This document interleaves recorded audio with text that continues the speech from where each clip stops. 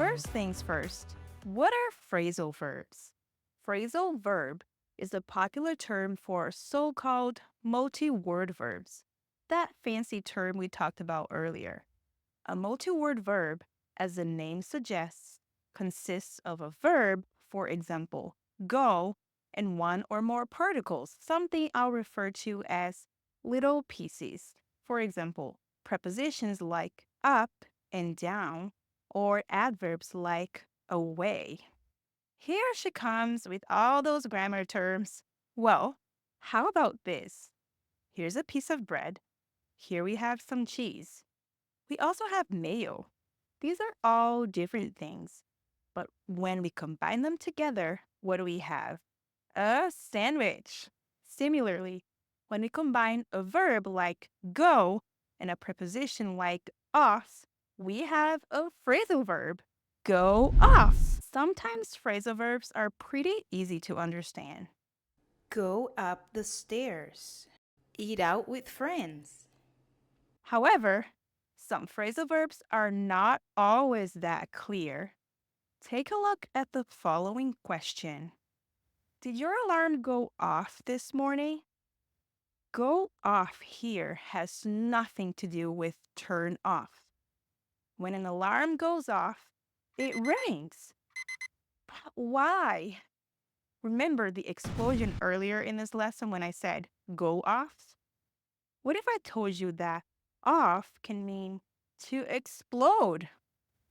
How would you represent an explosion with your hands? Something like this? How would you represent your alarm going off or ringing? Do you see the similarity there?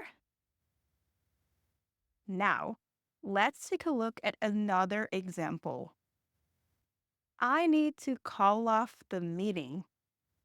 In the phrasal verb call off does not mean we need to explode or destroy. But the idea here is that we need to remove the meeting from our calendars. So we need to cancel it. So when you call off a meeting, you cancel it. One of the core meanings of off is to remove something from a surface. This sandwich is on the table. Now, the sandwich is off the table. On, off. If to call off means to cancel, does that mean call on means to confirm? When it comes to phrasal verbs, most of them are fixed phrases that are used over and over again by English speakers. But we do use on when confirming a meeting or plan, just on without call. For example, you could ask a coworker the following: Hey, are we still on for tomorrow at noon? In other words, is everything okay for tomorrow at noon?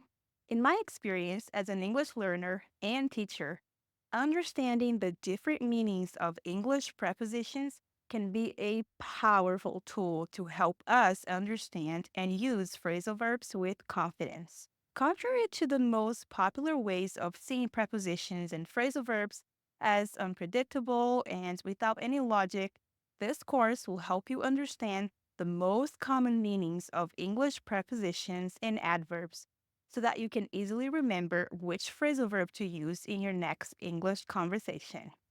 All right, time to move on. See you in the next lesson.